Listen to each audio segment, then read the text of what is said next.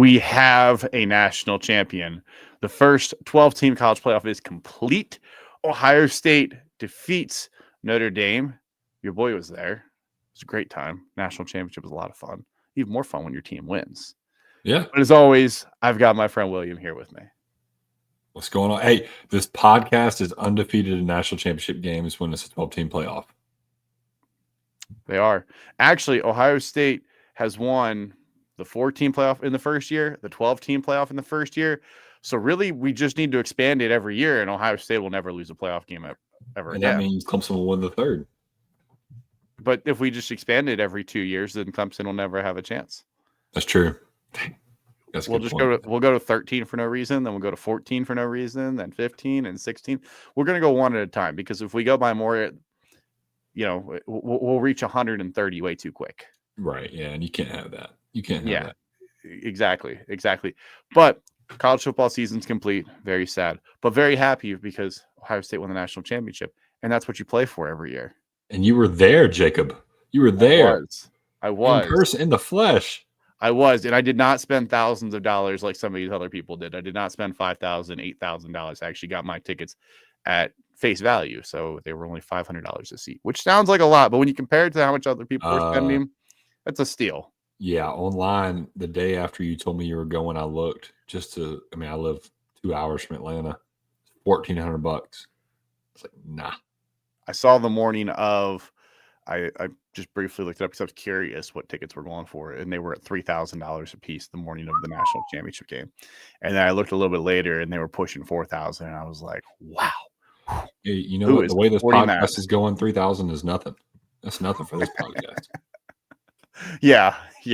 We'll just casually next year we'll drop $3,000 on national championship tickets. We'll be the 5-star starter podcast instead of the walk-on Redshirts. Yeah. We'll be the NIL podcast because that's how much money we'll be bringing in. That's right. Let's start. We'll get into the game here in a little bit, but let's start with a couple news things.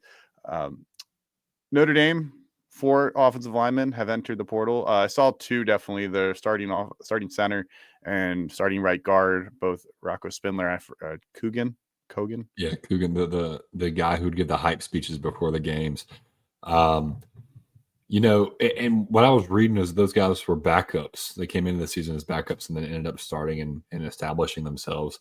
Still a little head scratching, but I guess that's the day we live in. I guess I have to think there's conversations that happen that, even as you end the season as a starter, that the guy who, won the job earlier in the year, like, hey, you're going to have a chance to fight for it, but like, there's a good chance this guy wins it back. So if you want a guaranteed starting spot, it ain't here. And I know Spindler's on his last year of eligibility, so he might be looking for something a little more guarantee. And to put myself in their shoes. So after we beat Oklahoma in the Orange Bowl my senior year, my buddy and I, Daniel Stone, shout out Big Stone, we're standing next to each other, buying coffee and a yogurt or whatever before we got on the plane to go back to Clemson to prepare for the national championship. The defensive end coach for Clemson comes up to us, Marion Hobby. I remember it like it was yesterday, and says, "Man, that offense line for Oklahoma, y'all could have started for them." And I just remember this sick feeling in my stomach for a second, like, what the heck am I doing here as a walk-on when I can be starting at a place like Oklahoma? And, so like, to put myself in the shoes of those 4 guys, like, even though I fell in love with Clemson, became the biggest Clemson fan on the planet, if I had an opportunity to go somewhere and start and cement myself and get that opportunity, I think I would have taken it too, even though we were going to be coming off of a national championship game. So it's not like these guys are going to end up at, Ball State. Right. They're not going in-state to Ball State. I saw the early thing as Rocco Spindler to Michigan. Like, that was where the early prediction went in on, I think On 3 put it in. And Coogan, I forget how you say his name. He's going to end up at, I think I saw Tennessee, maybe it was a name that was thrown out there. Like, these guys are going to end up at massive programs, and they're probably going to be starters. So, yeah. Does it suck to lose? Yeah, but it's also the name of the game at this point of it's hard to retain depth. And yeah, this is why high school recruiting is so important. These guys want to play. Like, when push comes to shove, nobody wants to be a backup for 5 years. Trust me. to be a backup for 5 years. Trust me. And then they also lost their defensive coordinator to the NFL. Yeah, Al Golden. I heard that rumor before the national championship game that the Bengals may come call him because he was the linebacker coach for them for a minute. Yep. And Yep. obviously the Bengals were not good on defense this year. And Al Golden was a phenomenal defensive coordinator this year. Yeah. So kudos to him. This is a major hire for Marcus Freeman. I will say that. Marcus Freeman, this is a major, major hire for him because this is a tone-setting hire. You had one of the best defensive coordinators in the country. He's left. This is the first time you're going to have to hire somebody for defense because you haven't had to worry about your defense because Al Golden's had it taken care of. He's a defensive – Marcus Freeman's a defensive-minded guy. I think he's got to make a little bit of a splash with a hire here. You can't just promote a guy. Right. I mean, you can be like USC and freaking hire Rob Ryan. What the heck? That's insane. Yeah, everybody makes insane things. Speaking of insane, Jim Knowles may be leaving Ohio State. Where in the world is Jim Knowles? Remember that Oklahoma is being rumored. Penn State's being rumored. Ohio State going back. I mean, we talked previously that Clemson was thrown out way back when. Yeah. Who knows? There's some speculation that Notre Dame. Yeah, why not? Yeah, just join the other side. There's some speculation that maybe him and Ryan Day don't get along great, but there's some other things where a girlfriend, fiance is in the mix, and she's always a girl. It's always a girl, Jake. Jim Knowles doesn't get along great with Larry Johnson, and I will say the one thing. I don't think either one is a great opportunity for what he does because Oklahoma, you're entering a job that's on the hot seat. Yeah. And a strong defensive-minded coach who maybe they have a relationship, maybe they have conversations, but Jim Knowles runs a 4.25, which is different than 4.25. Okay, so then that may be a fit. That might be a great fit because a 4.25 is not a very standard defense with a lot of these you're not running a 4.3, you're not running a 3.4. 4.25 with 3 safeties. Right. Ohio State ran it with Jordan Hancock, who was the nickel cornerback who ended up playing safety, and then they would put him in coverage and bring Caleb down into the box a lot of times, or Lathan Ransom down in the box. Today's 4.25, you have a safety that can play linebacker, or you have an end that can play linebacker. You have a hybrid guy that's out there on the field at all times. So it's not a it's a 4.25 is essentially a 4.3 or a 3.4, and you can just you can play with it however you want. So I mean, we'll see. Ohio State just had the perfect personnel to run it because Caleb Downs, they just let him figure out where he should probably be. Yeah, dude's incredibly smart. They're just like, okay, we got 10 dudes and Caleb Downs. I don't know, just figure out where the best place for you to play on this play is, and you're probably right. Right. So, yeah, we'll see where he ends up. Bill Belichick finally signs his contract. I don't think this is as big of a deal as people think. Sharon Moore didn't have his contract signed until after his first game. That's a great point. That's a great point, Jake. And I didn't think about that at all. But I wonder why. That's the only thing. Like the same thing with Sharon Moore. I wonder why. So I was reading. There's a lot of contract and agent things that get involved. So a lot of times they sign a memorandum of understanding. Basically, it's you're working in good faith. You're gonna get paid. And you're working under the stipulations of what a contract is, at least with the pay structure, but figuring it out what the details, the fine print are. So you've agreed in principle you're going to work, and they're going to pay you. Yeah, and it's a lot of times it's the fine details that come down to it with what it is, and it sounds like it's way more common because these guys get hired, and then they're working like the next day. Yeah. Like, sometimes these contracts take a little bit longer than 12 hours to draw up because there's weird things like, Bill Belichick wants to keep it open just in case the NFL comes calling. He wants his buyout at $1 million on June 1 in case the NFL decides they want to bring him back. Jake, have you seen this week 1 schedule for next year? I know it's 219 days away. I have. There's some major games. It's thicker than a bowl of oatmeal. I mean, obviously you got Clemson, LSU. You got Auburn, Baylor, Alabama, Florida State. I don't think that'll be good. Sorry, Florida State. I think you're on a second. I saw CF Budge, our friend CF Budge, put out a bunch of the games.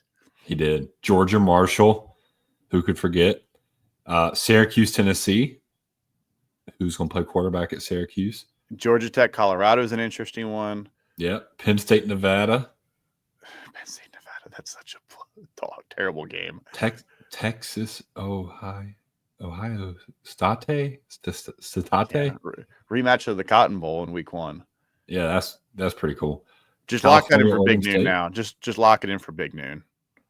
Yeah.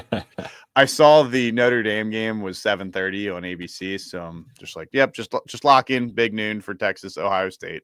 No, well, Fine. no. Notre Dame and Miami are 7:30 on Sunday. Oh, maybe there's a chance. And then South Carolina, Virginia Tech are also on Sunday, and then TCU, North Carolina. Shout out to Bill Belichick. That game got moved to Labor Day, Monday. That should be a Thursday night game, but I agree. North Carolina TCU screams Thursday night football. That's a Thursday night game, like absolutely a Thursday night game. Tennessee Syracuse would be way more interesting if Kyle McCord was there, but it's not. That's true.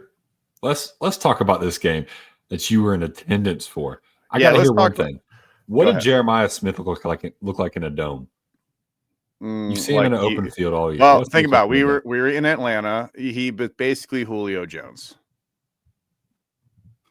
Like, I can get the comparison.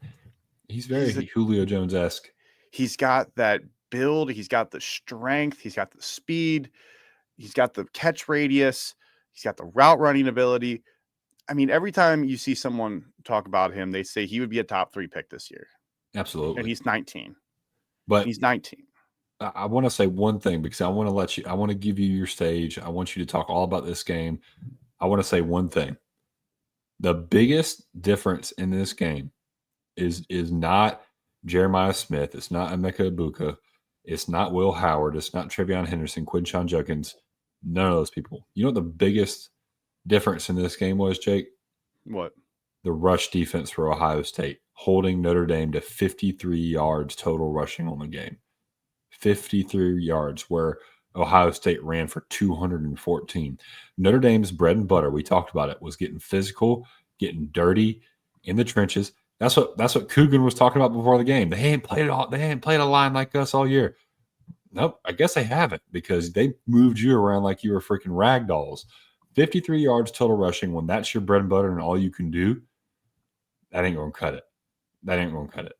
So, Jake, the stage is yours. I just want to make sure we set the stage with 53 yards rushing. 53 yards rushing. The one thing about this is it really felt like Ohio State went and exercised demons in this playoffs. That there was demons that they needed to exercise, and let's run through them. So the first game is Tennessee. It's your first home game after you just lost to Michigan. The flag was planted. You got into a fight. People were talking about how you're quit, you're out. The SEC, they're going to invade. They're going to take over. Neyland North, whatever you want to talk about. 50,000, 30,000, however many Orange fans showed up. Bang. And you whooped them. You're 21-0 at the end of the first quarter. Game was over just after halftime. Probably the least exercised demon out of these 4. But you beat an SEC team, and there was all this talk about that was Ohio a big State. Demon coming. Ohio State did the world a favor, the college football world a favor by just smacking down Tennessee because I think that shut up a lot of people. It did. And there was a lot of talk of Ohio State can't beat an SEC team, and then they came out and whooped them. Second one, then you go to the Rose Bowl. You played Oregon, who earlier that year you were in Oregon. Will Howard slides down. You try to have 1 second left and kick a field goal. Don't get it. Nothing. You end up losing that game. You come out and you're up 31-0 or 34-0 on Oregon in the second quarter. This game is over even before halftime. It's not even close. Never even gets close. The stealth bomber hadn't even finished flying over. No. The plane hadn't even landed and the game was over already. Yeah. Third game, you go to the Cotton Bowl, where your season ended last year, where you played Missouri last year and played an ugly game because McCord transfers out. Devin Brown gets hurt. You have a third-string quarterback that's playing most of the game. Defense holds up as long as they can before giving out.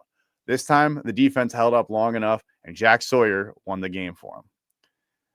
Then you go to the national championship game against Notre Dame, who you've beat the last 2 years, but the game's in Atlanta. The last time you went to Atlanta, you missed a kick that probably would have sealed you a national championship because you likely beat TCU. There's a really good chance that Ohio State beats TCU in that national championship. And I think everyone agrees to that, especially after what Georgia did to them. And you watch this game, and Ohio State, that first drive was painstaking. It was hard to watch as they went 18 plays, convert 2 third downs, 2 fourth downs. Riley Leonard's running the ball 9 times. Found out after the drive, I get text message that he's thrown up on the sidelines because they basically letting Riley Leonard go out there and die on the field in the first drive. I got a take on that, by the way. When that drive happened, everyone on Twitter was like, man, Notre Dame is legit. They, blah, blah, blah, blah, blah. Ohio State might not get the ball. The first thing that came to my head was this. If this is what it takes for Notre Dame to score, that ain't gonna cut it. That ain't gonna cut it. It's not sustainable to run your quarterback 9 times every drive. Not even that. You're not going to be able to have 18 play drives over and over and over again. You're going to make mistakes. And if you have to have essentially a flawless drive to score, 10 of those plays are scripted. So take those out. You're going to have a flawless drive going every time you touch the ball. I lost all confidence in them after I saw that. But anyway, go ahead. Sorry. So then Ohio State comes back, and you look at Notre Dame's first drive. Riley Leonard runs the ball 9 times. Jeremiah Love runs it a couple times. Jeremiah Love ends up with only 4 rushes. They said he was 100%. He clearly was not 100%. I was trying to clown people on Twitter by saying, Jeremiah Love only had 4. Well, he wasn't healthy. Well, maybe Notre Dame shouldn't lie then and say that he's healthy. Right. I know there's a media tactic, but you're setting yourself up if you're just lying to the media and telling people that are healthy when they're not. Now. Yeah. Yeah. So if you're just lying, you're setting yourself up long term that, people aren't going to trust you. They're just not going to trust you. But when you watch Ohio State come back, and basically Notre Dame's drive was Riley Leonard, maybe some Jeremiah Love in there, and maybe 1 or 2 other guys. Ohio State comes out, and it's Travion Henderson, it's Jeremiah Smith, it's Emeka Ibuka, it's Carnell Tate, it's Quinshon Judkins. And after that first drive, I felt way more comfortable while watching it because Ohio State was able to get it to other guys. There's not as much of the fatigue factor while we're watching Notre Dame's drive because there's so many playmakers on that team that can move the ball and move the sticks. Right. I will say, so Ohio State scores there. Notre Dame's next 2 drives, they shoot themselves in the foot. And Notre Dame was actually, I think Notre Dame would have kept this more competitive. Holding call on the second drive. I mean, you put yourself, it was 3rd and 20 or something like that. First one since September 21st. First one since Marshall. Side note, I'm fine if there are no holding calls, like if you call minimum holding calls, because there's always times you can find holding. I would rather you let the guys play, but there's times where it's really egregious and you can see it, and the guy is basically being dragged down and they don't call it. I think there needs to be a little bit more of a medium in there. Yeah, I agree. But anyways. Just for my team, though. Yeah, just for my team. I don't want you to call it on the other team. Just for my team. Yeah. They end up losing 5 yards. And, I think Notre Dame at this point, they still have a shot. But at this point, it's like that's definitely set you back a little bit because you only ran 3 plays. Ohio State took like 10 plays to go down and score. Ohio State, the next drive, takes 10 plays again. Notre Dame's defense was getting gassed in the first half because it wasn't like they were scoring at rapid pace like they have in the past. It's not like a 4-play drive and go down and score like they did against Oregon a couple of times, or against Tennessee where they were just throwing it at will. They were not necessarily milking clock, but they were getting smaller chunk plays. It wasn't 30 yards. It was 8, 10, 14-yard plays. They score again, obviously. Quinshon Judkins has an absolute monster day. Notre Dame gets the ball back, and I thought on this one they actually might be able to move the ball because they get it to 3rd and 5, and then an ill-timed snap hits Mitchell Evans in the leg or hits him in the chest when he's clearly not expecting the ball. It's not supposed to be a trick play. He's just running in motion, and the ball is snapping before time. And they fall on the ball. They end up losing a couple yards. They hit the punt. Ohio State goes down and scores. I really thought Notre Dame shot themselves in the foot in the first half. I don't know if their defense could have done anything better, or done any worse, because I think the defense played great. Their defense did what they had to do. They just couldn't get the timely stops, and Notre Dame struggled to get pressure. Yeah. Especially in that So first hats off half. to that offensive line. Especially in that first half, they got almost no pressure on Will Howard. Will Howard starts the game 13 of 13, goes 14 of 15 in the first half. And he was throwing darts. Yeah. Yeah. He was putting them on the money. He was hitting guys in stride. It was perfect. And going into halftime, I mean, this did not look like it was going to be a game. It's 28-7 at halftime, right? 21-7. Ohio State got the ball to start the first half or second half. Quinshon Judkins opens up the drive on the second play with a 70-yard run, gets down inside the goal line or inside the side, gets a goal to go on the second play of the drive. That felt like it was the nail in the coffin. At that point, wasn't quite, but it felt like a 70-yard run to basically open the second half was almost the nail in the coffin. Yeah. Ohio State scores, and then this is where Marcus Freeman overthinks himself a little bit. Marcus Freeman overthinks himself, gets it to 4th and 2. Steven Jelly comes out. Ohio State keeps their base defense on just with the punt returner on. And the thing is, they run a fake punt, and Jelly gets the ball. Actually hits Jordan Faison in the chest on like an out route, which Jordan Faison's falling down. But that ball probably should have been caught. Yeah, absolutely. That ball should have been caught. You got to squeeze that one in. What I have a problem with is if you're going to go for it on 4th and 2 like that, just keep your offense on the field. Yeah. I understand, and Jelly was the backup quarterback. He's obviously Jordan Faison's one of their better wide receivers. I understand it. The play worked. They just didn't execute. I still would have kept my base offense on the field. I would have felt way better about having a Riley Leonard run or even, Jadarian Price or Jeremiah Love. I would not have put the ball in the air at that point. Riley Leonard was incredibly inaccurate his first 5 drives. There were guys wide open. He was missing them. He was airmailing throwing them, yeah. He wasn't stepping into his passes. That was the one. I'm surprised he didn't throw more picks. Or I'm surprised he didn't throw any picks. Yeah, I'm with you there too. Surprised he didn't throw any picks, especially in the first half, because a couple of those he was missing overthrows. Goodness. Yeah, overthrows, scream interceptions. And the fact that they were like crossing patterns nonetheless too. Yeah. It wasn't like they were throwing to the boundary. It wasn't deep passes. He was playing the middle of the field and he still couldn't hit guys anywhere near their hands. He was airmailing them. Right. So Riley Leonard, obviously at that point. Second half, Riley Leonard, though, after this fake punt, Ohio State had a chance to put this game away. Yeah. If Ohio State scores a touchdown after that fake punt, Notre Dame mails it in. They mailed it. It's 4 touchdowns at that point. But you go from a 21 to a 24-point game. You're still 3 scores. Notre Dame still feels like a shot. At this point, I kept thinking Ohio State needs one more score. They need to find a way to make it 4 scores. You make it 4 scores, this game is over. They're mailing it in. Notre Dame then goes 10 plays, 75 yards.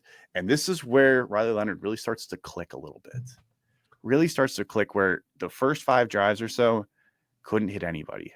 Was terrible. It helps to click when a guy like Jaden Greathouse just starts making big time plays, and hats off to him. I mean, he had a $128 against y'all in the national title game.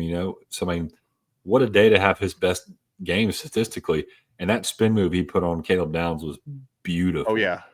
Oh yeah, and there's a point where I'm wondering, is it the game plan changed, or did you get desperate and understand? It's now or never. And I think this is kind of where they realize it's now or never. There's nothing to lose. Let's air it out and put it all on the table. Yeah, we can't run the football anymore. And one thing they should have done earlier, because they got a couple calls, is on this drive right here, Ohio State, Davison Igbinosun gets hit with a PI call on 3rd and 19.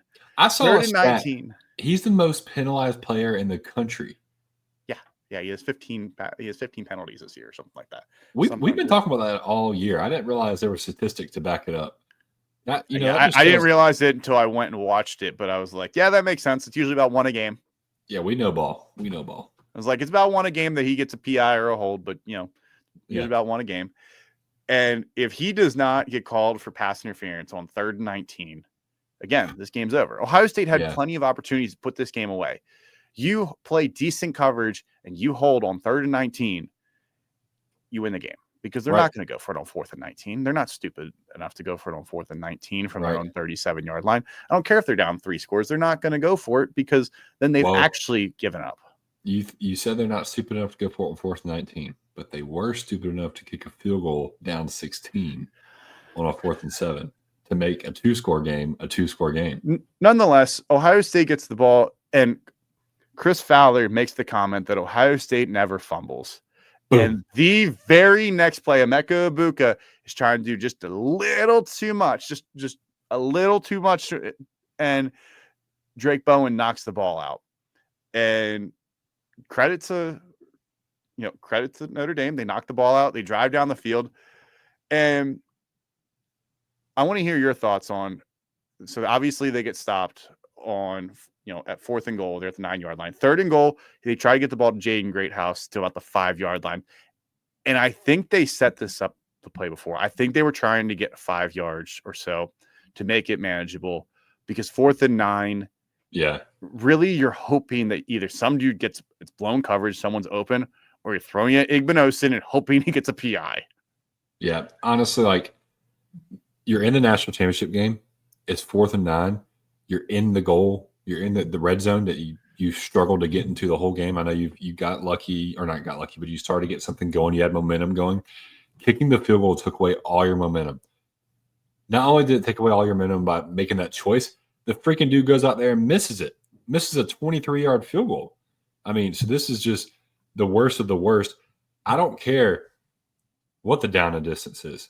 If you were in the red zone and you're down, what was it? 16 points. They're down 16 points. 5 minutes to go. You've got to try and score a touchdown. It was 9:30 to be exact. 9:30. But still, you've got to score a touchdown with how the game had been going and what it was taking you to get down the field and how much time it was taking off the clock. You have to try and score there. I mean, but Davison Igbinosin is prone for penalties. Put your best guy on an island with Igbinosin and throw a go ball. I mean, what's the worst that can happen? It's incomplete. You came out with 0 anyway. The 3 points do nothing for you. The one thing I heard, and Marcus Freeman said this, and I kind of understand it, was your odds of scoring 3 touchdowns and getting 3 2-point conversions just to tie the game is slim already. Like, you're already fighting against it. So this would remove the fact of even having to go for it 2 more times. Problem is, I think if Notre Dame makes this field goal, Ohio State revamps and starts to try to go back into death mode again. Yeah. Rather than, you missed it, it's still 2.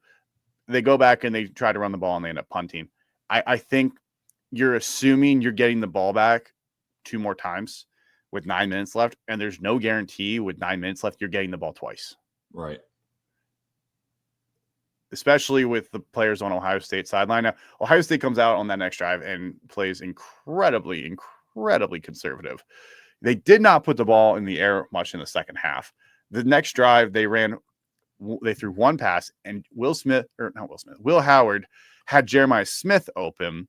It was an out route. He just overthrew him on 3rd and 3. If he hits that, again, here's another one. If he hits him on 3rd and 3 with 6 minutes left, all of a sudden you're taking more time off that clock. You're pushing it down further. You're not allowing Notre Dame's best chance to get the ball back now is about 4 minutes. Instead, they get it with 6.5. They drive down the field in 2 minutes and 10 seconds and score a touchdown. Okay. Then the final drive for Ohio State. Final drive. They run the ball a bunch. They run it, 3 yards, 8 yards, 0, loss of 1. You get it to 3rd and 11. I don't know how many other people thought this, but at this point I was in my mind thinking Ohio State has to throw the ball. Has to throw the ball. If you want to win the game, you play to win.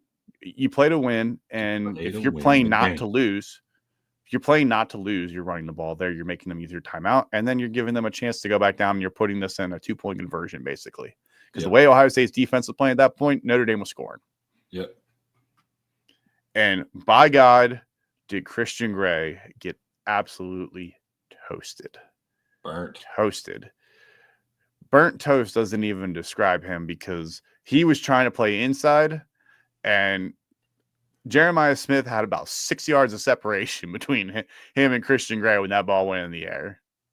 Yeah, you found out quick that he is built different, and what a way to ice the game!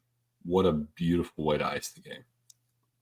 There's a photo when the ball's in the air and Jeremiah Smith's tracking. You can see the ball in the air. Jeremiah Smith's tracking. Christian Gray's behind, and most of the players on the sideline are just like holding their breath, except the quarterbacks. The quarterbacks all have their hands up because they know what's about to happen because they've all worked with it enough. They've all seen him enough. They all know the ball enough that they know, oh yeah, that's a catch and that game's over. Yeah, the only disappointment of that play was that he wasn't able to score, which was shocking. Will Howard underthrew it by just a hair, or else he would have scored. But Yeah, I think the most important thing was he caught it. He caught yeah, it, and you seal the game by that because there was less than 2 minutes left on the clock. They had one timeout. All you had to do was go down and run the clock out. And in Atlanta, the last time that they were there, they missed a field goal. And this time they would kick a field goal to secure the victory. that was beautiful. So they exercise all their demons. Ryan Day wins his first national championship. Yep. I saw a stat where right now he is third all time in win percentage with coaches who have coached in at least 50 games. That's insane. He is 70-10 now. Who's 1-2?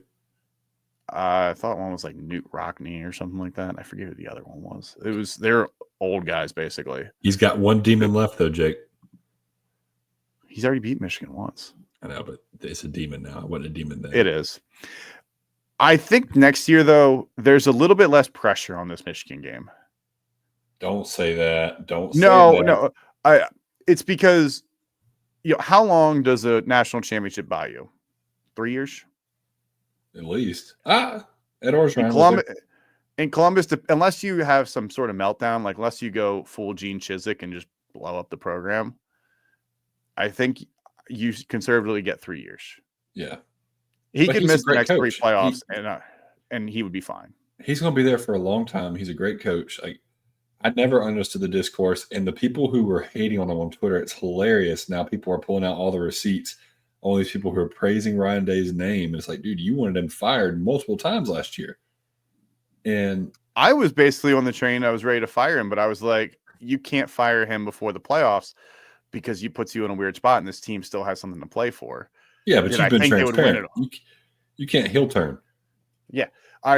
I thought that if he didn't do anything in the playoffs, I was ready to fire him. Like if he had lost to Tennessee, I'd been ready to fire him. Yeah. As soon as he beat Tennessee, I was fine with him coming back because it's like, okay, you went, now you're playing the number one team in the country and you are in a very tough spot and there's no guarantee you're going to be the number one team in the country, let alone be up 34-0 in the second quarter. Got a year extension for every game he won after Tennessee. Tennessee saved him his job. Oregon gave him a year extension. Texas gave him a year extension, and then Notre Dame gave him a year extension. There's your 3 years. So that makes sense. Yeah. I think that it gives you that. And I think the game against Michigan, I think there's a little bit less pressure because Ohio State, the last couple of years has been one of, if not the favorites to win the national championship. When you look at the guys that have been on their rosters, those CJ Stroud teams, they were a field goal away from playing for a national championship. You had all these wide receivers. You've had Marvin Harrison, Garrett Wilson, Jackson Smith and Jigba, Chris Olave, now Jeremiah Smith. You've had studs at wide receiver. You've had studs on the defensive line. You've had guys everywhere go in the first round. And now I think there's a little bit of relief that, yes, if you losing to Michigan's not good and it's not going to be great, but if they somehow lost to Michigan next year but won the national championship again, what would the fan base care? I don't know. So one of the most beautiful things about college football is that fans care that much. But somebody asked me this recently. I said, would I rather beat Carolina and not win the national championship or lose to Carolina and win the national championship? And I think it's a no-brainer. We've beaten South Carolina 70 times. I ain't worried about that. Clemson only has 3 national championships. You don't get very many of them. It's very, very difficult to do. Yes, rivalries are great and they're beautiful, and that game does have a little extra stink to it when you lose. And now your rival does have a little bit of thing that can hold over your head. But at the end of the day, you're national champions, and nobody can take that away from you, ever. You're etched in history. And Michigan is not. The 2024 Michigan team is not etched in history. The biggest thing they College did to leave a legacy was put a W next to the national champions on the freaking schedule. the college football has evolved over the last 30 years, where in the 90s, mid 90s or so, before the BCS even existed, your goal, if you were Ohio State or if you were in the Pac-12, your goal was to make the Rose Bowl. A national championship was just something extra because it was based on the polls that came out afterwards.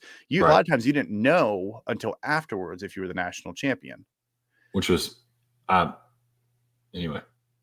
I mean, we had ties back then. That's how crazy it was. Yeah, shared national champions. What kind of communist crap is that? That's a topic we should take on the offseason, Jake. How stupid the freaking Riders national championship was. Give me a freaking break. Alabama with a 9-2 national championship back in whatever year that was. Yeah. And we're going to trust riders to pick a national championship. What a freaking rider who votes for the Major League Baseball can't give a vote to Ichiro to make him unanimous. Who's the scumbag who doesn't vote? Nonetheless, for Suzuki? The writers back then didn't even have access to watch all the games. They were box score watching. Right. Well, they do it now. The Heisman Trophy. Now at least you don't have an excuse. You have YouTube TV. You can watch 4 games at once. But back in 1966. You had to watch the game that you went to. Other than that, you had no idea how good anybody else was because you didn't watch them. All you did was see what the scores were. And you were reading about old Johnny Mayonnaise and the freaking news clippings and hoping that, they had a good write-up on them.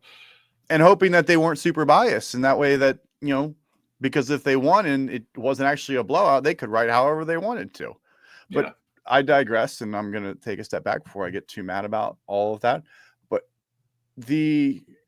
I think rivalries were so big in, 60s, 70s, 80s, even 90s, even in the 2000s, when it was still a primary focus on the New Year's Bowl games. Yeah. But since the playoff and really since the end of the BCS, where all of a sudden it became a lot more about winning a national championship because we had a definitive national championship. It wasn't, you won the AP and I won the coaches. It became a little bit more definitive of who won a national championship. And now we have guys that, at that point, you had guys that the goal became to win a national championship. It wasn't just win the SEC, win the ACC, win the Big 12, win the Big 10.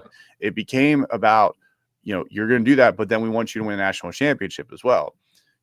Programs like Oklahoma, programs like, Alabama, USC, Florida, Ohio State, programs that had success in the 2000s got a taste of that we're number one. We are the best team.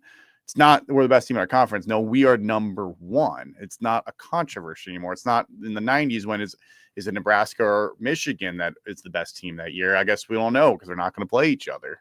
Right. Oh my God. So I think that the rivalries have kind of taken a step back, and especially now with the 12-team playoff, because you get 2 mulligans. You get 2 mulligans. Like, in almost every year, the 2-loss teams in Power 4 conferences are almost guaranteed. Unless we have an abnormal amount, 2-loss teams are likely going to make the college football playoff. Well, we'll see. We'll see how next year goes. I think you're right, though. But we'll see how next year goes. We almost had a 3-loss team in it this year. I think. Well, technically we did. We did. Clemson. Tennessee lost the 3rd game. The 3rd game was in the playoff, though, but they lost. Yeah. But still. Clemson had lost 3 regular season games. We lost to Georgia, Louisville, and South Carolina. So exactly my point is now you are getting more mulligans that losing 2 games doesn't knock you out completely. And this is a little bit controversial with a lot of people because now a team like Ohio State last year wasn't going to be in. They weren't. But I think even before the playoffs started, everybody looked at that team and go, yeah, like they're probably one of the best, but they haven't been playing like it. But roster up and down, like they're clearly one of, if not the most talented rosters in the country. Yeah, absolutely.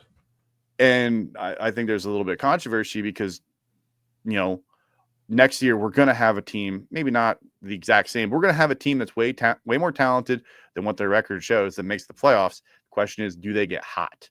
Because if you get hot at the right time, you're going to run. You're going to ride it. Yeah. So I don't want to say the rivalries have gone away. They definitely don't. They mean a lot to the communities. They mean a lot to the fan bases. But the outcomes of those rivalries aren't as important as they were even 5-10 years ago. Yeah. I still want to beat Michigan every game, but that's not taking it away. Yeah. But that's what I mean by there's less pressure, because if he goes in with one loss and there's a chance that he's not making the Big Ten championship game already, or let's say it's the vice versa. Let's say he's 11-0 and he's already locked up his spot for the Big Ten championship game. Losing that game, yeah, it sucks, but guess what? He's playing the next week already anyways. So spin zone, they still are important because you know who backs a lot of the NIL stuff? Boosters. Yeah, the boosters who care about that. And they care. They care a lot. Do you think Michigan's the reason Ohio State won the national championship? I think it played a big role. I think it woke them up. I think they got punched in the mouth in the way they hadn't been punched in the mouth all year.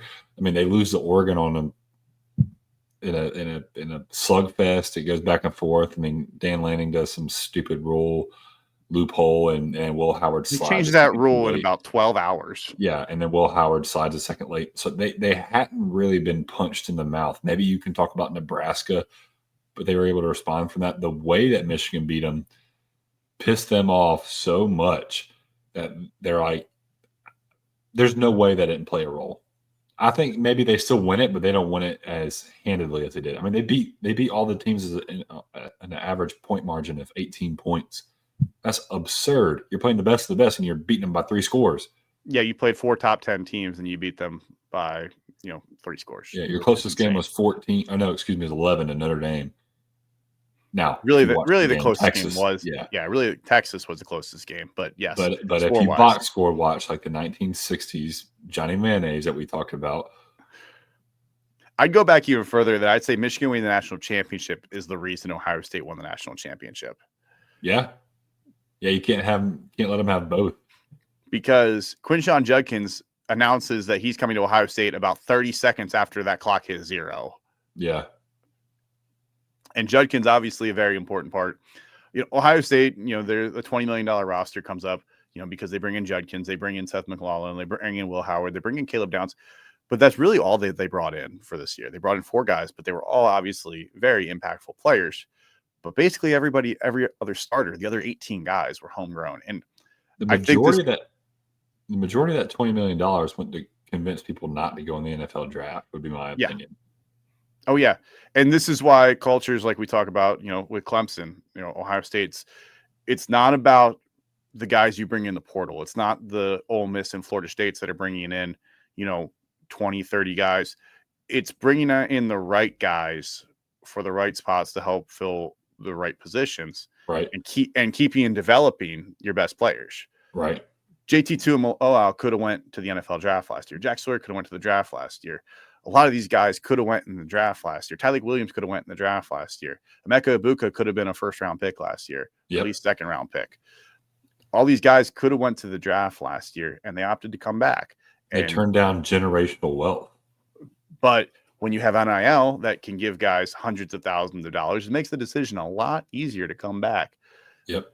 And play for a national championship rather than, go pro. And I think you're seeing that, like Penn State had a bunch of guys, Drew Aller, Nick Singleton, Denai Dennis Sutton, Katron Allen, a lot of these guys at Penn State come back. And I don't know if Penn State will be able to do it like Michigan, Ohio State did. I think there's still some gaps on their team. I don't know if they're going to be as sound, but I think they're trying to do that.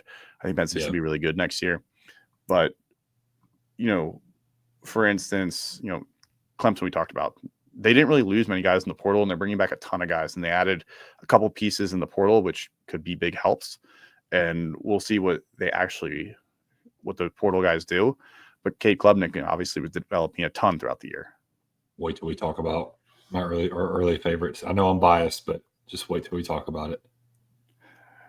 I'd say the only other thing about this game is when you look at the national championship, the best team in the country, I believe, won the national championship. Yeah, absolutely. I agree. And you know what, Jake? I think it's also pretty beautiful that, in the first year without your dad and Ohio State, pulls this one off. So hats off to you, man. That's freaking cool. to get to It be able to felt like experience that. fate. If I'll Yeah, tell this story right here, it felt like fate. So Thursday morning, the day before, it was the day of the Orange Bowl and the day before the Cotton Bowl. I get a message asking if I'm interested in national championship tickets. I could have opted in, and for whatever reason, I didn't get the notification. I didn't see it. Whatever, I didn't opt in. I really was close to going to the Rose Bowl, but I didn't, and it didn't work out. We weren't able to get the time off to go, so we passed on the Rose Bowl. We really, really wanted to go. We ended up being sick on New Year's Eve, so it would have sucked going to the Rose Bowl anyways, and trying to fly out there with us, me and my wife being sick as a dog. Get the notification, we find out it's $500 a ticket. And we go, you know what? We should do it. We should do it. We should just do it, and it works. So the next week, my friend who got the tickets, we're waiting on how much it's going to be because there was two options. You're either getting this one, but if they sell out of this one, then you're going to get one tier up. Fine. I'm like, we're going either way, so I'll pay the extra tier. I have to go and do some stuff for my estate. If anybody's ever dealt with that, it's a pain in the ass. I have to go, and so I clear out my dad's checking account. Final thing I need to do. There's just enough money to cover the tickets and the lodging and the gas, basically our expenses to go down there. And I go, you know what? There's no other way my dad would have want this money to be spent than buying tickets to the national championship game, taking a trip down there. And I was like, fate feels like it's on my side right now. It feels like fate's on my side. Obviously, go down there, win a national championship, kind of look at it and like, there's just enough money to buy some championship merch in here. And I know that's what I'm spending my money on. that is awesome, and I love that. That's what stuff like that is what makes college football beautiful. And like the family ties and the traditions and the history, man. That's awesome. That's awesome. We talk all about it, but everything, the love of college football comes down to all those little things. The family bonding, the friends, it's the camaraderie, it's the stories, the history. It's all of that stuff that makes the game great. It's more than just Jeremiah Smith scoring a touchdown. It's more than just a game on a Saturday. It's all those moments that make it all great. Yep. It's all the celebrations, all the highs, the lows that you get to enjoy on the way there. The journey is the best part. That's right. When you win the championship, now it's like, okay, now what? It's the journey getting there is the most fun. Absolutely. Let's talk about 2025. Let's give a quick preview. Obviously, it's so early, way too early. I hate when people drop way too early top 25s. I was like, we don't even know who the way too early top 5 is. How we drop them way too early top 25? Portal hasn't even settled yet. We still got another portal window. We're gonna have coaches moving around still. There's gonna be weird stuff happening in the spring, guaranteed. Let's talk about who are the favorites for 25. I'm gonna start off with Clemson just to get it out of the way. I'm biased. Get it out the way. Clemson has 8 returning starters on offense. They're losing Phil Maffa, a running back, Marcus Tate, a guard, and Jake Bringstool, a tight end. Back comes Cade Klubnik, TJ Moore, Bryant Wesco. So that's another year in a weight room for those two guys and being coached. Antonio Williams announces he's coming back. Phenomenal wide receiver. We get a wide receiver out of the portal who's 6'5". And then we have a squad of tight ends that are going to be a platoon of tight ends is what I was looking for. That's going to be able to take place. The production of Jake Bringstool and Olson Pat Henry and Josh Sapp. So I'm very, very curious to see. Gideon Davison's coming in as a running back and freshman. So I'm very, very high on him. I think a lot of people are. They're expecting him to play early, but we'll see. I have the pleasure of being able to see him during spring ball in a couple of months. So I'll be able to give you that update then. But the defense is returning 8 players. We're losing Barrett Carter, which is huge. It's a big loss. And we lost. I can't even tell you the other people because it doesn't matter. So we got 10 guys coming back. So DeMonte Capehart announces he's coming back. He got his waiver. So first round defensive tackle, Peter Woods, first round defensive tackle. You get Will Helt out of Purdue, who people have rated him from number 1 to number 5 edge in the transfer portal. He's coming in.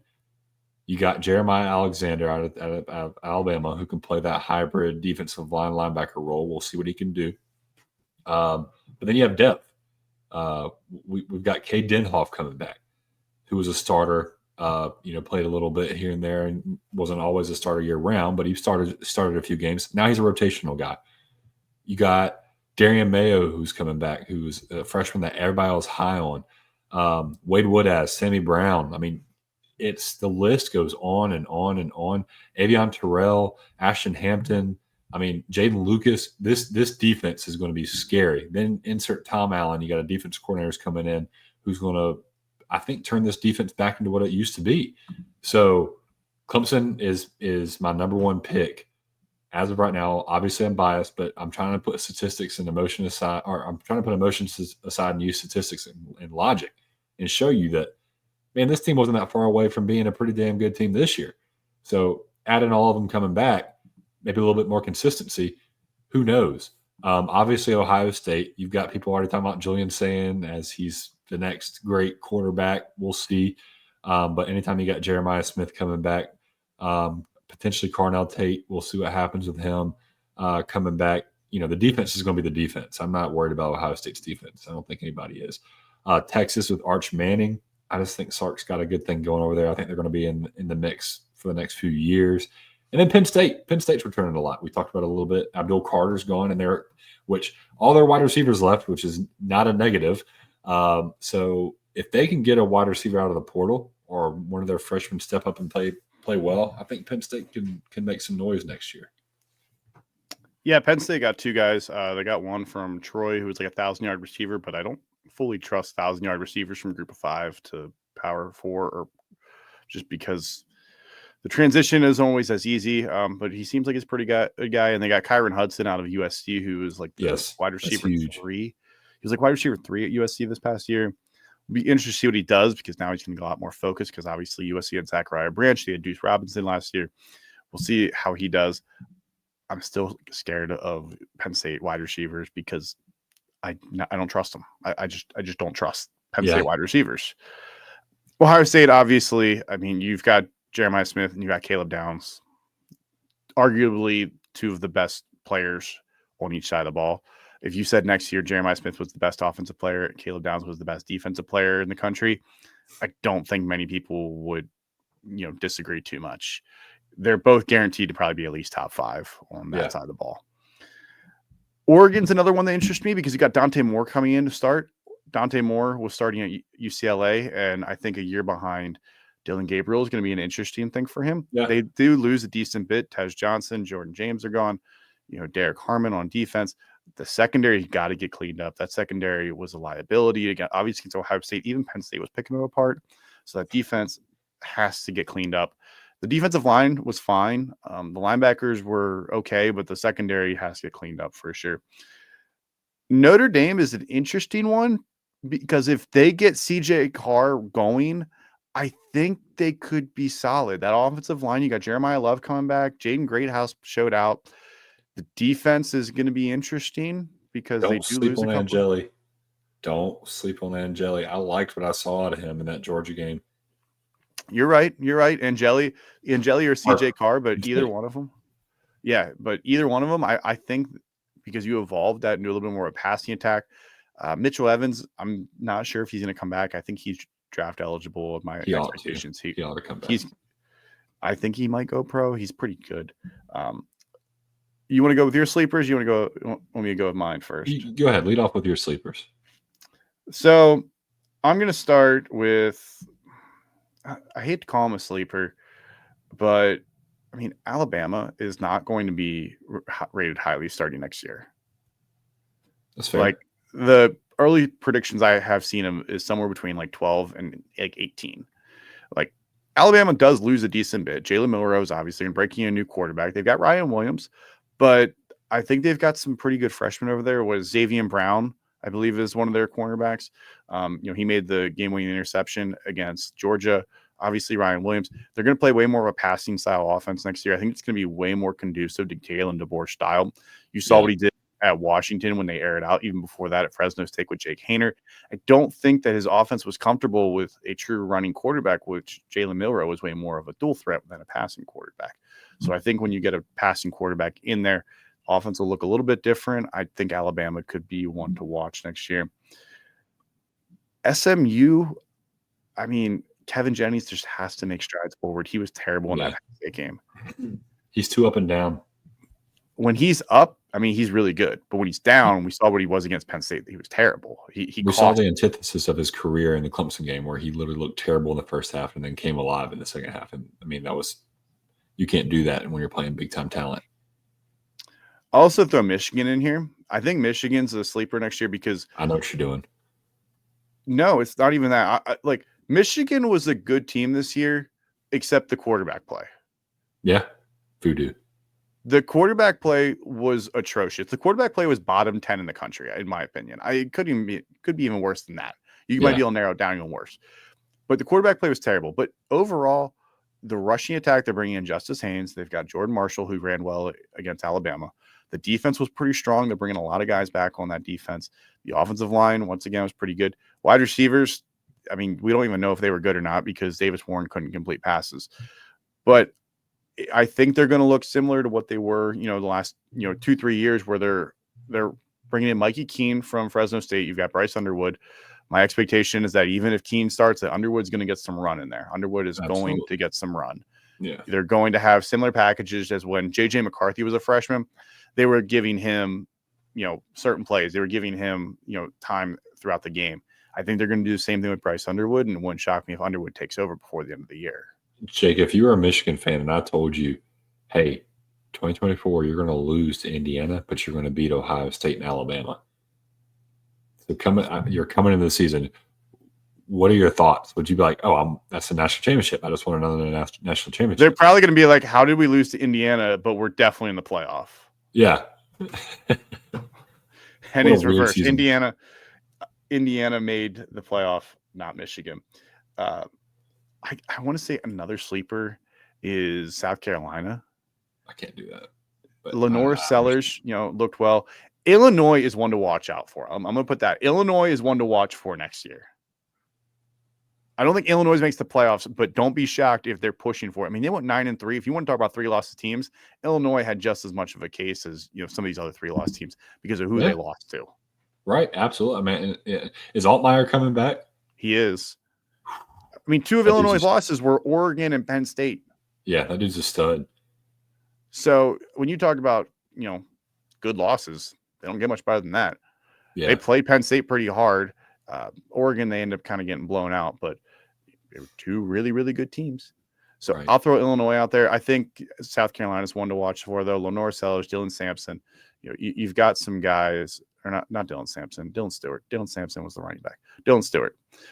Obviously, they were, he was great at rushing the passer. I'll be interested to see what they do. I don't think they make the playoffs, but it wouldn't shock me if they do. Yeah. Can't say that out loud in this house, though. My sleepers, Florida. DJ Lagway is coming back. He'll be in his second year. I think Billy Napier has been cooking in the recruiting trail. They've done a good job retaining their talent. They're not losing much to the NFL this year. I want to say their running back is coming back. So the majority of the offense is going to be back in Gainesville. So I think that's huge, if I remember correctly. They went 8-5, Jake.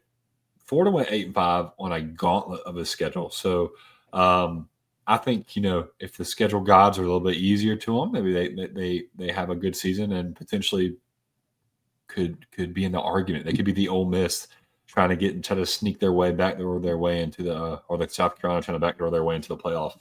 My second is Georgia Tech. Again, essentially the entire team is coming back. Haynes King is a stud, and Brent Key. What he did on the recruiting trail this year cannot go unapplauded. He went and stole Tay Harris from Clemson, Justin Hottenhoodle, who he ended up losing. He went to Cal, but I think that's one that it took his scholarship away. I'm forgetting he's a top 3 offensive lineman that everyone thought was going to go to Florida State, ends up going to Georgia Tech. So, I mean, they've got some momentum going over there in Atlanta, so I wouldn't sleep on them next year. I think they could be a 9-win team. And then my last would be Oklahoma, and that's because of John Mateer out of Washington State. So if it's a Brent Venables team, the defense is going to be good. I'm not worried about that Oklahoma defense. I was deathly worried about that offense last year. Jackson Arnold is gone, so the the Sooners can rejoice. And in comes John Mateer. And if you hadn't heard of him, if you're on a sicko and watched Washington State football last year, he's going to be a household name. John Mateer is a freaking stud. And if they can get any wide receivers out of the portal to come to Oklahoma and play with him, he's going to be one of those guys who could be a dark horse Heisman candidate. I'm saying it here now. Bookmark it. It's January, what's today? 23rd? 22nd? Yes. January 23rd. I'm telling you that John Mateer could be a dark horse Heisman candidate. That would not shock me. I think there's a decent chance that he puts on a show. He obviously was very good at Washington State. But, that's something that remains to be seen. And we will have plenty of time to talk about dark horse Heisman candidates. That's right. Dark horse everything. Dark horse whatever you want to talk about throughout the offseason. Yeah, the dark horses of all dark horses. Yep. Ooh. We've got plenty of time to talk about that. We'll be back throughout the offseason. Maybe not as consistent as through the season, but we'll definitely be recording some stuff. We need a little bit of a break of our own going through the offseason here. But we appreciate everybody joining us. Make sure to go and follow us on social media at Walk On Redshirts. We're on Twitter. We are on Facebook, YouTube, Instagram, wherever you get your college football content. Make sure to follow William at Walk On Moose on Twitter. Great follows throughout the offseason. We'll make sure to keep you guys up to date with all the college football content, especially where Jim Knowles decides to go, because apparently he is pissing off every coach in the country because everybody wants him, and he's not giving anybody an answer. So he's doing a great job. So with that being said, we appreciate you guys. We'll be back again here soon, and thanks for joining us throughout the season this year. What a season.